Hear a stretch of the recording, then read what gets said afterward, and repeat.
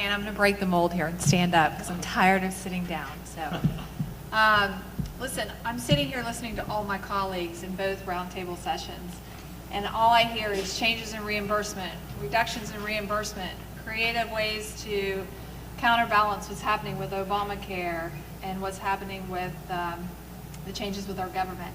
And I sit here as a provider, and I know a lot of you in this room, I recognize a lot of you that are providers.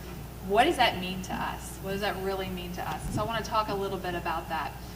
I was asked to speak a little bit on ACOs, and ACOs are accountable care organizations. And basically, those are organizations where the physicians, the hospitals, and the ancillary providers all come together to reduce costs, improve quality of care, generate higher revenue, reduce their per capita expenses, as I mentioned.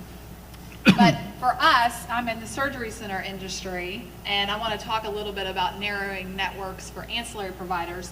So while I'm going to talk about surgery, because that's what I do, I'm representing the PT, the imaging, I'm representing all the ancillary providers out there and how the changes in reimbursement and how the changes with Obamacare and the governmental changes have affected us.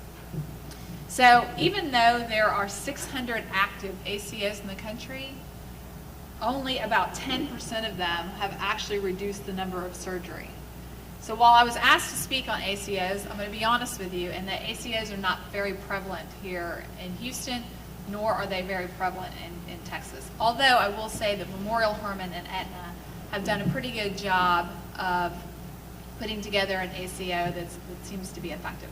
So forget ACOs, we're not going to talk about ACOs. We're going to talk about real life, reality, and what we're experiencing as providers with the changes in reimbursement. So what I want to talk to you about is some of the things that we're seeing in our industry.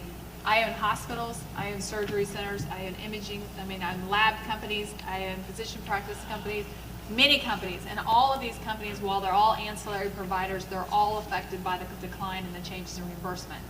And while Obamacare hasn't necessarily affected us or hit us, the changes that have come down the pike as it relates to the governmental changes have definitely siphoned through to the payers, the commercial payers, and they've kind of used that as an excuse to change the way that they pay. So we've seen declines in reimbursement, and we're not the only ones. We talked to all of our provider friends out there, and everyone's saying, what's going on? It's the Wild Wild West. We have never seen this in all the years that we've been doing business. It is really the toughest time that we have ever experienced, and I can say that across the board. I'm looking at Woody Moore, he's shaking his head back there. We're all experiencing it. We're calling each other going, what the hell's going on? What can we do to counterbalance this?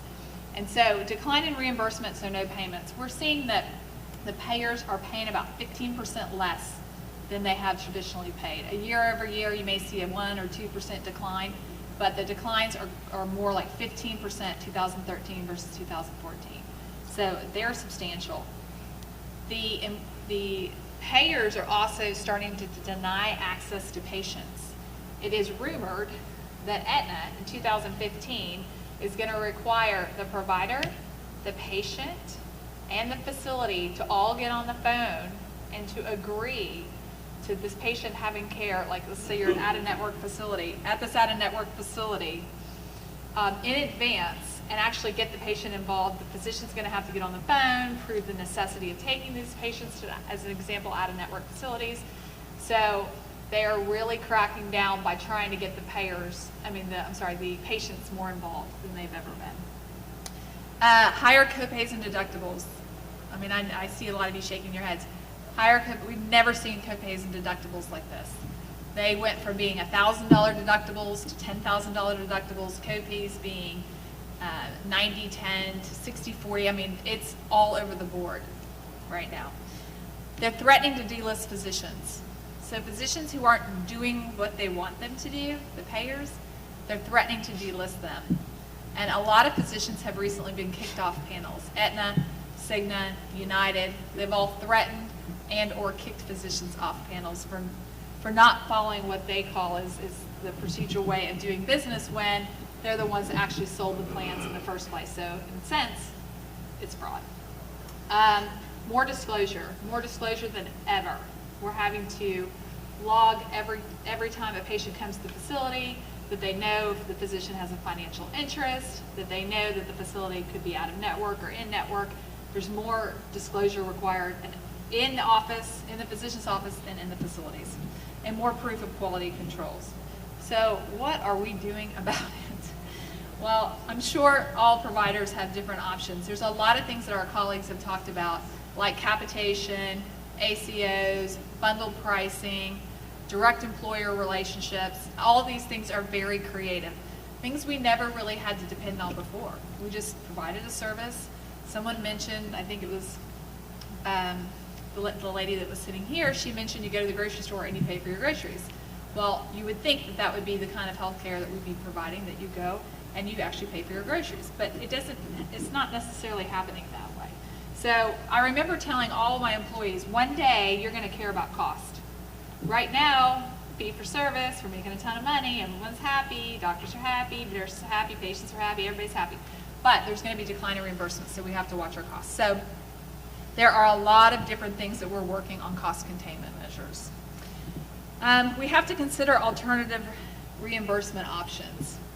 So some of the things that are mentioned here, bundled pricing, working directly with employers. You mentioned Walmart, I think PepsiCo or some Shell. So going out directly to the employers, developing relationships with the employers, having a orthopedic center, having a spine center, doing it with Walmart, where we never had to depend on the employers before. We depended on the physician brought the patient. Well, it's not how it happens anymore. It happens, but not as regularly as we'd like to see it. So it is important for us to be creative and to work with employers and to create bundled pricing and relationships. Direct patient marketing. There was a day when you didn't ever go directly to the patient. I mean, a lot of people do, they put billboards up, but those are the major health systems. Ancillary providers never had to do that. We went to the physicians, we recruited the physicians brought the patient. Well, now you're in a situation where we're doing online marketing, we're doing TV, media, every source you can imagine to get access to the patient. Why? Because one, you don't want to depend on the physicians. Number two, because you can cherry pick the types of payments and the types of payers that are associated with these patients. And now with declining reimbursement, it's very important to kind of cherry pick and know who your patient base is. One of the things that we're also looking at is, alternative revenue sources. So what are ways to bring in alternative revenue sources? So we used to not look at anesthesia revenue, we do now. Bringing in labs, bringing in toxicology, doing DNA testing, owning our own implant companies, owning our own DME companies, participating in biologics, basically going up the vertical and horizontal chain and either combining efforts, consolidating efforts with these individuals, and or creating our own companies, and or collaborating with these companies. The other thing is, somebody mentioned co-management before. That's something that's really hot right now. So co-management relationships with physicians and co-management relationships with hospitals. We're finding more and more of that to be prevalent. And we actually have some co-management relationships with hospitals where it's their license, but we're providing a service, we're managing for them in a co-management type relationship. You're also looking at health systems, being owners in facilities, being owners in imaging, owners in lab, owners in surgery, whereas before they were really focused on their core business. Now they've realized that through an arm's length transaction, they can actually be involved in working with some of these ancillary providers. Traditionally, you can go up to 30 miles from any one given hospital, and we're finding on our side that it's beneficial because then you have the payer contracts as well. The last thing I want to talk about is what are we doing from a legal perspective? I don't know if many of you know this, but there are payers such as Cigna, payers such as United, payers such as Cigna who've stopped paying altogether, payers such as United who are using very creative measures to basically not only reduce what they're paying, but go back and take money from previous payments for claims of things such as this patient really has a retirement program, and we really should be paying Medicare. Really, the patient is too, and getting an ENT procedure. So I'm not sure how this patient has a retirement plan, but they're 2 years old. So they're using anything and everything, creative ways to stop paying. So we have a political action committee. We are working with the Texas Department of Insurance. We are working with the Attorney General's office. We are looking at every single way we can as providers to not only change the way we're doing business, to be more creative, but to also fight back and fight back legislatively.